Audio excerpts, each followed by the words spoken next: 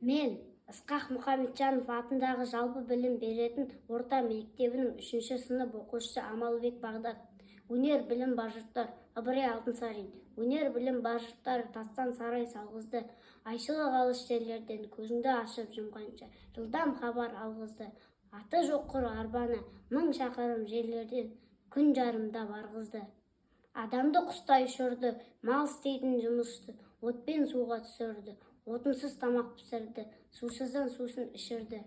Теңізде жүзді балықтай, дүниені кезі жалықпай, білгендерге осылар бәрі дағы анықтай, білмегенге танықтай, бізде бекер жатпалы, осыларға таныспай, ат өнері білінбес, бәйгеге түсіп жарыспай. Елкілдеп шыққан көк шөптей, жаңа өспірім достарым, қатарың кетті алысқай, ұмтылдыңыз қалыспай.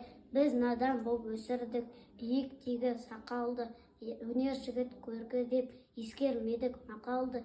Біз болмасақ сіз барсыз, үміт еткен достарым, батамды бердім сіздерге.